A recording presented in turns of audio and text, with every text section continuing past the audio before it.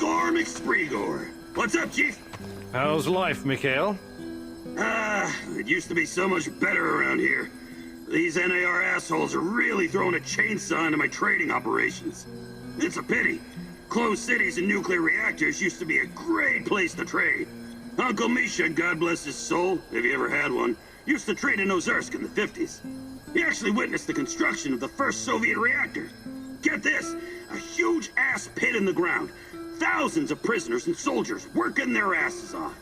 Without heavy machinery, these fuckers were like the slaves building the pyramids. What you call cool is pretty twisted, Mikhail. Take a chill pill, Granddad. Don't you get it? It's all chaos. Always has been. Back to the story. The camp guards were totally unprepared to deal with this level of chaos and had to rely on hardened criminals to run the show. Misha told me about this colorful bandit chief who used to sit on a Turkish carpet at the bottom of the pit, giving orders. He wore these puffy, exotic-looking sequined trousers and red shoes with pointy toes. As long as the guards provided vodka and some decent food, he kept all the workers in line. I find that hard to believe. But hey, who knows? It doesn't matter if you believe it or not. This place was very fucking special. And Chernobyl was too. Until everything went to shit. God damn it. I miss the olden days.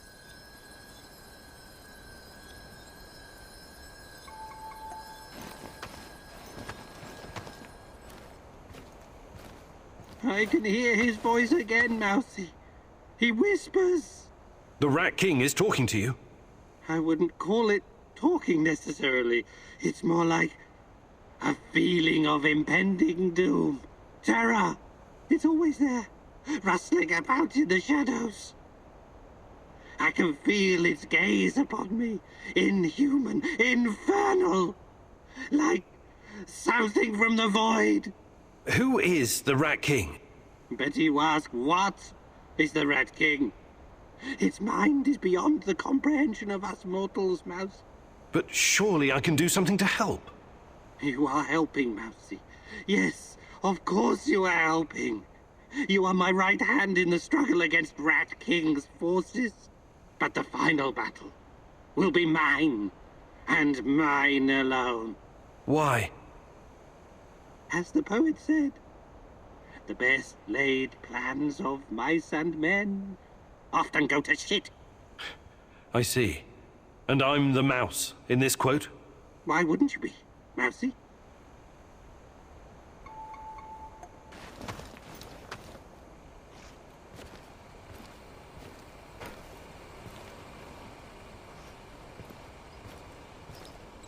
Have you heard of cloud seeding?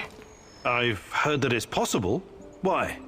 Because it was used to save Moscow from the Chernobyl fallout at someone else's expense. There's a lot of crazy theories surrounding the Chernobyl catastrophe. What's your source for this one? My mom told me, so it caused my father's thyroid cancer. But there are a lot of factors involved in... My mother was a doctor and a chemist. Trust me, she would know. Anyway, she told me what it looked like. Fighter jets shooting bullets with silver iodine and the radioactive clouds. The rain would wash down the toxic particles. The first cleanup operation was just 2 days after the Chernobyl disaster. Obviously, it was done in secret. The goal was to make the rain fall on smaller cities and villages in Belarus and Ukraine, for the cloud could reach Moscow. The little people suffered because of it. No one can even guess how many people died in the radiation-related diseases in the following decades. Of course, the authorities denied it. They're still denying it even today. Every time I think about it, I wish I had 1 or 2 of those fuckers in the sights of my Moss and Nugget. I find that hard to believe. Naturally. I heard you were once a true believer in the system. It's not that simple. No need to explain yourself. It was a long time ago. I just hope you're smarter now. Those in power will always think of themselves first. Communism or no communism.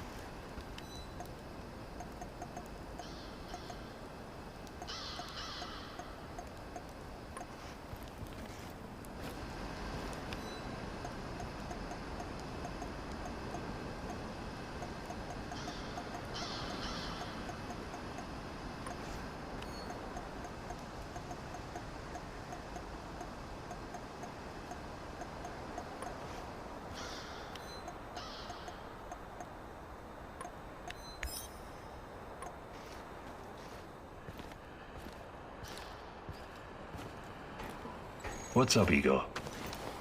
Tell me about your time with Yura Kirpish. Why the interest all of a sudden? You tested me because you wanted to know who you were working with. Now, I'd like to know more about you. Fair enough. Well, I did a few things I regret. Like what? The business he turned for its goods redistribution. You stole from the rich and gave unto yourself.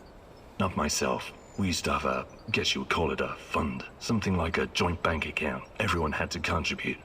It was used to pay for our wages and bribe the police, but also to help anyone struggling, living in poverty. Yuri Kipish is one nasty motherfucker. He also takes care of his neighborhood. He sounds like a real hero. You don't get it. How could you? You never wondered where you were going to sleep at night or when you'd get to eat next? A lot of people are born into poverty. They don't all become criminals. A lot of people are living a life of quiet desperation. I don't agree with that. I don't give a rat's ass about other people's rights and wrongs. I define my own morality. Never ask for anything and make your own luck. That's my motto. That's pretty dark. I guess you don't have much hope for humanity. Oh, I do. I hope it fucks itself over for good one day. Once and for all.